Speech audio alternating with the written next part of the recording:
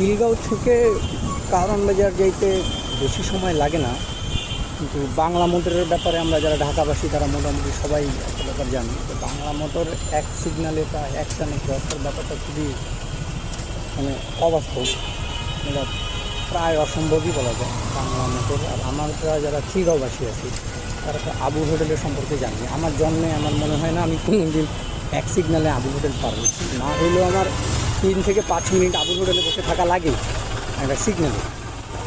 আবুল হোটেলের থেকে বড় বিস্ফোরক হয়ে গেল আমাদের, এটা মনে হয় বাস থেকে নামছে। যাই হোক, মানুষের এত দোষ না ধরাই ভালো, আমরাও সতর্ক থাকলে পারি। আসলে কী নিয়ে যেন বলতেছিলাম, আবুল হোটেল নিয়ে বলতেছি। আবুল হোটেল থেকে বড় বিস্ফোরক হয়ে গেল ধীরে ধীরে আমাদের এই চৌরাস্তাটা। আমি আশা করতেছি দ্রুত চৌরাস্তার এই ঝামেলাটা শেষ হবে। এখানে অনেকগুলো স্কুল আছে, প্রায় অনেকগুলোই আছে। আমাদের খিলগাঁও আইডিয়াল আছে, ন্যাশনাল আইডিয়াল আছে, গভর্নমেন্ট গার্লস অনেকগুলোই আছে তার আশেপাশে।